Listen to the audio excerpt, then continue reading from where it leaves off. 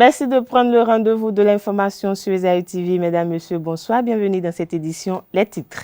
Les examens du brevet d'études du premier cycle session de juin 2023 a démarré ce lundi 12 juin 2023 sur toute l'étendue du territoire national. Vous suivrez dans cette édition les impressions de quelques candidats à la fin des compositions.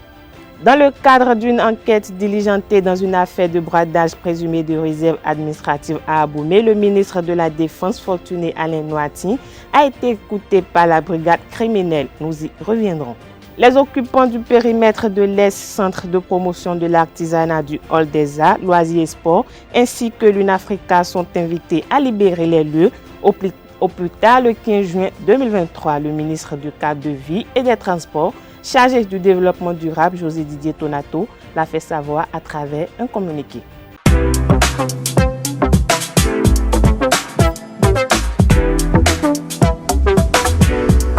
Moi, je suis à ESAE et toi? Moi, je suis en administration des finances à ESAE. Moi, je suis en diplomatie et relations internationales à ESAE. Moi, je suis en journalisme à ESAE. Émission ici, c'est ESAE. Moi, je suis en communication marketing à ESAE. Moi, je suis en droit à ESAE. Moi, je suis en gestion des ressources humaines à ESAE. Moi, je suis en gestion des marchés publics à ESAE. Moi, je suis en administration du travail et de la sécurité sociale à ESAE. Moi, je suis en sciences économiques à ESAE. Moi, je suis en banque finance à ESAE. Moi, je suis en administration générale à ESAE. Moi, je suis en audit et contrôle de gestion à ESAE. Moi, je suis en sciences juridiques à ESAE. Moi, je suis en administration générale et territoriale à ESAE. Moi, je suis en transport logistique à ESAE. Moi, je suis en gestion des projets à ESAE. Rejoignez-moi, c'est la meilleure université. Nous sommes à ESAE. Rejoignez-nous. À ESAE, l'excellence a un an.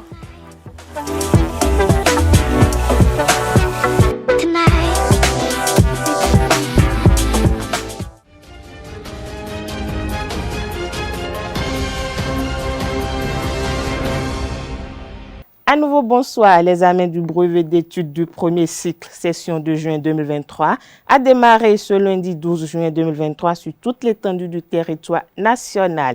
Une équipe de notre rédaction a fait une descente dans l'un des centres de composition qui abrite cet examen à Sainte-Rita pour prendre l'avis de quelques candidats et candidates à la fin de la première journée des compositions.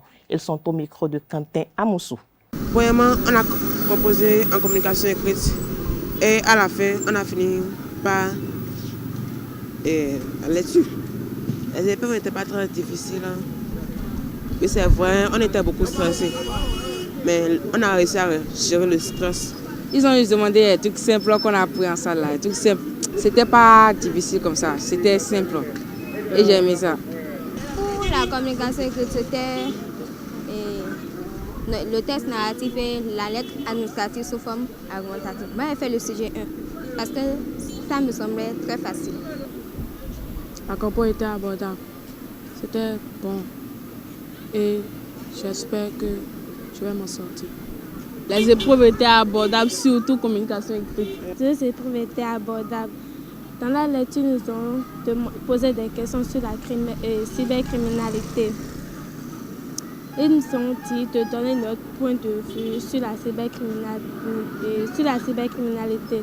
Et selon moi, j'ai dit que normalement, ils doivent fermer la cybercriminalité. Et j'ai aussi dit ce qui conduit les jeunes à ce phénomène. Ils nous ont demandé notre avis sur ce phénomène. Ce phénomène est très mauvais parce qu'ils aiment escroquer les gens, prendre ce qui ne les appartient pas, manger sans avoir travaillé. J'ai dit que c'était pas bon parce que, sans quoi, ils gagnent de l'argent facile quoi. Et c'est pas bien. J'espère que ça se passera bien comme ce matin et que bon, les trucs que j'ai appris bien vont sortir. La première édition du Forum économique et social de Tukuntuna a connu son épilogue le 27 mai 2023. Initiée par la secrétaire exécutive de la commune, cette initiative inédite au Bénin vise à instaurer un dialogue élu-population pour discuter des questions de développement et à accroître les opportunités dans la commune de Tukuntuna. Près de 2000 personnes, ressortissants internes et diaspora, ont participé à ce forum. À l'ouverture, la SE Sidonou Hodonoubo s'est adressée aux populations et participants, propos recueillis par Anaël Dou. Cette première édition du Forum économique et social de Tukutuna, nous l'espérons, vise à sortir progressivement la commune de Tukutuna de la pauvreté et à accroître la compétitivité de notre économie. En d'autres mots, ce forum vient répondre à notre souci de voir tout le peuple tukutunais participer sans laisser personne derrière à l'édifice de notre commune. Le forum se veut comme un instrument de facilitation de la mise en œuvre du plan de développement communal, entendu que les préoccupations et sujets dont il fera l'objet seront principalement celles découlant de l'analyse diagnostique du PDC 3 et des choix à opérer dans la planification du PDC 4. Comme vous le comprenez, cette rencontre est d'une importance pour notre commune car elle constitue un cadre privilégié d'échange et de dialogue entre les intellectuels tukutunais, les jeunes, les personnes âgées, les éleveurs et agriculteurs, les enseignants et médecins, les femmes et hommes de toutes catégories socio-professionnelles, les citadins et villageois, la diaspora et résidents, les têtes couronnées et leaders religieux, les femmes et hommes politiques de toute obédience vivant aussi bien dans la commune qu'à l'étranger, désireux de contribuer sur les questions de développement durable et inclusif de notre chère commune. Mesdames et messieurs, ce sera donc l'occasion de passer en revue les politiques et stratégies spécifiques dans différents secteurs, en faire une analyse critique quant à leur mise en œuvre et arrêter des recommandations et pistes de plans d'action sur lesquels des groupes thématiques qui vont être mis en place à l'issue du forum vont travailler. Pour sa part, le conseil communal est fermement engagé dans son combat contre la pauvreté en vue d'accélérer la croissance de façon soutenue, durable et inclusive pour atteindre le niveau d'une commune émergente. Cela demande des efforts particuliers, une autre manière de travailler avec la participation de tous les citoyens responsables et laborieux, et guidés par le principe directeur autour de la synergie. Ensemble, tout est possible. Mesdames et messieurs, tout ceci a été rendu possible en ce moment grâce au pouvoir unificateur insufflé par la mise en œuvre de la réforme structurelle du secteur de la décentralisation. C'est donc le lieu de remercier le gouvernement et son chef, le président Patrice Talon, qui ont compris enfin la thérapie qu'il faut administrer pour le véritable développement de nos communes. Nous attendons de ce forum des recommandations permettant d'aller vers des propositions et définitions de stratégies pour la mise en œuvre de notre PDC 4 et qu'il soit le catalyseur d'une dynamique de dialogue constructif et dépolitisé pour la promotion d'actions structurantes et durables du développement local. Malgré tout, les opportunités d'affaires ne manquent pas à Tukutuna, surtout dans les secteurs stratégiques comme l'exploitation industrielle des mines, les infrastructures, l'agro-industrie, l'écotourisme, l'éducation professionnelle, les logements sociaux, la logistique, les soins de santé, l'énergie, l'éthique et j'en passe. Et pour rendre possible ces ambitions, nous avons trouvé que la priorité doit être orientée notamment vers le développement du capital humain. Au regard de l'engagement de tous, je reste persuadé que des résolutions pertinentes sortiront de nos échanges. Elles permettront à chacun de nous, en particulier aux autorités communales et départementales, de jouer leur partition pour une croissance inclusive au service du développement économique et social de notre commune. Tout ce qui converge monte. C'est une citation. Je voudrais inviter les filles et fils de Tukutuna à cette convergence pour faire de notre commune un arbre de prospérité et de paix. Oui, dans un élan de fraternité et de générosité, les filles et les fils de Tukutuna ont décidé de se retrouver dans un creuset pour penser enfin développement. Désormais, Tukutuna est en plein essor et Tukutuna rayonne. Vous pouvez vous applaudir vous-même. J'adresse mes remerciements à Monsieur le maire et à tout le conseil communal pour leur participation effective à cet inédit heureux événement dont leur mandature aura la chance d'avoir autorisé. Félicitations à vous tous. Vous avez eu ce mérite désormais. Lorsque les dirigeants le veulent, des choses inédites se produisent. Lors de son discours d'investiture le 29 mai dernier à Abuja, le nouveau président du Nigeria, Bola Ahmed Tinubu, a annoncé la suppression de la subvention sur les produits pétroliers. Cette annonce du président nigérian a entraîné la hausse généralisée du prix de l'essence de contrebande au Bénin. À cet effet, quelques citoyens béninois rencontrés dans la ville de Cotonou apprécient cette situation. Ils sont au micro de Francis Fahmi. La hausse des prix du carburant que les gens appellent essence frelatée. Non, ce n'est pas de l'essence frelatée. Aujourd'hui, maintenant, on sent. Il a suffi que le nouveau président, Bola Tinubu, dit qu'il ne va plus subventionner le prix du carburant pour que les États, des États limitrophes de son pays, en profitent. Vous avez vu? Nous sommes à côté du grand voisin, le Nigeria. Et si le Nigeria a décidé d'augmenter le prix de l'essence à la pompe, très sûr, ça va s'augmenter aussi au Bénin. Parce qu'on l'achetait avant à 450.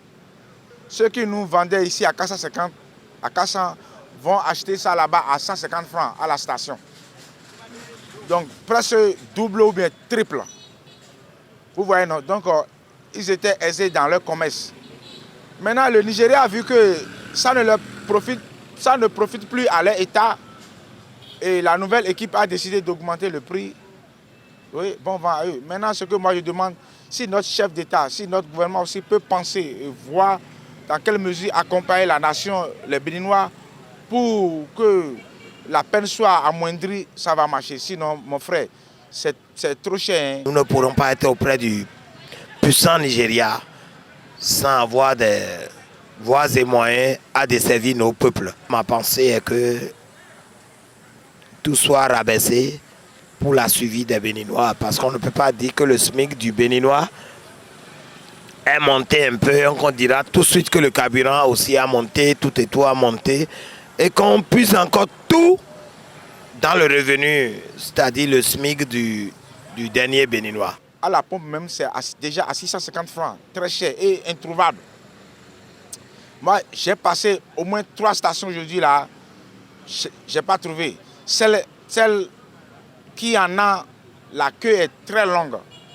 Vous voyez, non? Donc je suis obligé d'aller au bord de la voie que j'ai pris à 800 francs, 2 litres à 1600. Ça fait que le peu d'économie que j'ai là, l'essence a pris tout. Vous voyez, donc c'est très dur. C'est très dur. Pour manger maintenant, c'est vraiment difficile. Donc si le chef de l'État peut voir, penser, réfléchir ce qu'il faut faire, s'il peut réduire le prix à la station à 500 francs et permettre à toutes les stations d'en avoir, même si les stations témoins, les mini-stations, on peut permettre à ces gens d'ouvrir des mini-stations au bord des voies un peu partout là, ça va marcher. Vraiment, au niveau du prix de la station, c'est à 650. Mais je regrette beaucoup que la station n'a pas d'approvisionnement pour desservir tous les Béninois, parce que quand tu vas à certaines stations, ils disent qu'il n'y a pas de carburant. Une majorité de stations, à un moment, n'ont pas de carburant. Cette édition se poursuit. La communauté des anciens du mouvement étudiant et leader pour le développement du Bénin a lancé le samedi 10 juin 2023 la première édition du tournoi universitaire de football féminin à l'université d'Abomey-Calavi. Cette première a réuni les acteurs du mouvement estudiantin et ceux du football féminin. Reportage Anaël Dohou. La première édition du tournoi universitaire de football féminin TUF a pris son envol à l'université d'Abomey-Calavi. Réunissant 8 équipes, ce tournoi qui permet le brassage entre les filles de différentes entités de l'université a plusieurs objectifs. Les objectifs, c'est de pouvoir détecter les talents, de pouvoir faire la promotion de la gente féminine. C'est une discrimination positive que nous faisons pour montrer que ce que les femmes peuvent faire, les hommes peuvent le faire également. Et ce tournoi va permettre de mettre sur pied des équipes féminines au niveau de chaque entité et aussi au niveau de l'université d'Abomey-Calavi pour quand même permettre à ce que le football féminin puisse être pris en charge au niveau de l'université d'Abomey-Calavi. Au-delà de ça, ça permet de participer à l'atteinte de certains objectifs de développement durable. Par exemple, quand nous parlons de l'ODD 3, l'ODD 7, l'ODD 10. Et au-delà de cela, ça nous permet d'être dans le sillage de ce que promet actuellement le gouvernement de Patrice Talon quand nous prenons le pilier 3 de PAG2. Il faut s'attendre à beaucoup de choses parce qu'il y aura les matchs qui vont se poursuivre. Et après tous ces matchs-là, il y aura la cérémonie de remise de prix. Et il faut lancer un appel au niveau du ministère des Sports pour dire que c'est un projet, nous l'avons tenu. Nous aimerions qu'ils nous accompagnent parce que au-delà de tout cela, ils ont un mot à dire parce que ces pépinières, il faut les entretenir pour quand même donner de l'image au football féminin. Plusieurs autorités et organisations estudiantines ont participé à ce lancement. Entre autres, le ministère des Sports, le gouvernement des jeunes du Bénin, l'Union nationale des scolaires et étudiants du Bénin, les membres honoraires de la Fédération nationale des étudiants du Bénin et bien d'autres. Celle-ci félicite l'initiative. C'est un bonheur, c'est une satisfaction, comme je le disais. Je suis très enthousiasmée à suivre ce match qui se déroule actuellement devant moi et c'est un régal. Et je suis très fière des organisateurs et j'encourage l'initiative. Pour le match inaugural, la FLAC affrontant la FASEG s'est imposée sur le score de 2-1, ouvrant ainsi les hostilités pour la première édition du tournoi universitaire de football féminin. Je l'annonçais au début de cette édition, dans le cadre du dossier de bradage domanial à Abomey-Calavi, plusieurs personnes sont écoutées par la police. C'est le cas de Fortuné Noati, actuel ministre délégué à la Défense. Cité dans l'affaire domaniale dans laquelle Blaise Ahanzo-Glele est épinglé, Alain Noati Fortuné a été pris en compte par la police dans les enquêtes. Selon les informations, le ministre a été écouté pour donner sa version dans ce dossier. Ancien maire de la ville d'Abomey et surtout successeur de Blaise Ahanzo-Glele, c'est à juste titre que Fortuné Alain Noati a été écouté pour aider la justice à mieux comprendre ce dossier. L'affaire concerne une réserve administrative inscrite dans le patrimoine de la ville d'Abomey. L'ancien maire Blaise Ahanzo-Glele et SI sont suspectés d'avoir géré ce bien public avec des méthodes qui seraient contraires à l'orthodoxie en la matière. À propos du démarrage imminent des travaux, les occupants du périmètre de l'Est-Centre de promotion de l'artisanat, du Hall des Arts, Loisirs et Sports ainsi que l'UNAFRICA sont sommés de libérer le périmètre au plus tard le 15 juin 2023. Concernant les vendeurs d'objets d'art de l'SCPA, ils sont invités à rejoindre les places de vente qui leur sont attribuées dans le nouveau marché des arts de Cotonou situé à Gbegame, non loin de la Bourse du Travail, et à libérer totalement les lieux au plus tard le 15 juin 2023. Passé ce délai, tout occupant qui ne s'exécuterait pas perdrait le nouvel espace attribué dans le nouveau marché des arts de Cotonou et sera expulsé de son ancienne occupation à l'SCPA. Parlons justice dans cette édition dans le cadre d'une opération menée du 6 juin au 11 juin 2023 par l'Office central de répression de la cybercriminalité. Dans le septentrion, 4 gaïmans spécialisés dans l'escroquerie via Internet, dont un agent de banque, ont été arrêtés à Parakou. Le mode opératoire de ce réseau d'arnaqueurs sur la toile consiste à appâter avec de faux investissements en ligne le chantage des personnalités publiques sur les réseaux sociaux. L'agent de banque aide les gaïmans à disposer de comptes bancaires, des téléphones portables, Android et d'autres biens ont été saisis auprès des 4 cybercriminels lors de leurs interpellations. La religion, contrairement à ce que l'on voit aujourd'hui, n'est qu'un canal par lequel nous essayons de nous connecter avec le divin. Maître Sylvain Kouassi en parle au micro de Jacques Marion d'Almeida. C'est quoi la religion? La religion est aussi la manière de se connecter au divin. Il n'a pas, c'est vrai qu'il a plusieurs dieux, mais il a un seul Dieu unique. Et la tradition ésotérique dit que c'est la religion naturelle et traditionnelle.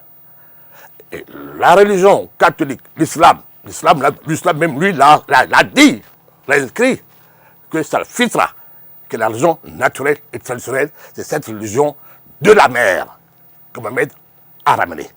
Parce que quand on parle de Mohamed, on parle d'Anabi Mohamed, on parle du féminin, on parle de Marie, on parle du livre de la connaissance. Le mot l'explique, Coran, le corps de un. Tout le monde qui fait l'anagramme de un verra que c'est Na. Le nom de la mère est Na. Mais Na n'est pas un nom d'abomé. Non. Non. Na n'est pas un nom de deux femmes. Ce n'est pas la matrice de la femme, fils de la femme. Non. Non, non, non, non. Na est le nom de la déesse universelle, la mère des étoiles, Stella Marie. On peut lire dans le livre de vieux sages, Corneille Agrippa, dans sa philosophie occulte, il disait dans son 3e livre, le cri de la détresse, qu'un enfant de problème court, n'a pas d'arme, l'ennemi est derrière, Goliath est derrière, le seul nom qui sauve est le nom Na, qui est le cri de la détresse, qui est le nom de la mère, Stella Marie, la mère des étoiles. Donc chaque religion normale, ils cherchent Dieu, ils l'ont personnifié, ils l'ont déifié. L'étoile du matin, c'est les catholiques qui étaient défiés par Jésus-Christ, c'est un personnage. Mais ils ont gardé la mère, Marie qui est là. Bon, femme de Joseph. Et Marie n'a jamais été la femme de Joseph, parce que Joseph, dans la tradition occulte, je dis cadavre.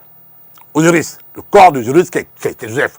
On peut le lire dans la parole de Balaam, que l'envoyé de Dieu, c'est Joseph, donc c'est un cadavre. Il n'a pas enfanté Marie. Donc c'est le problème que Jésus n'a pas de père. Mais la même Marie, qui est la mère universelle, ils l'ont aussi déifié. Mais ce féminin éternel existe. Dans la tradition de Tado, d'ailleurs, on l'appelle Na aussi. Quand on va chez les Sumériens, on l'appelle Inanat. Chez les Hébreux, les Cananéens, c'est la déesse Anat. C'est toujours le nom de Na qui est là. Donc, toutes ces religions peuvent se retrouver un jour, vraiment, dans la voie de la tradition. Et la meilleure voie de la tradition, c'est la voie païenne.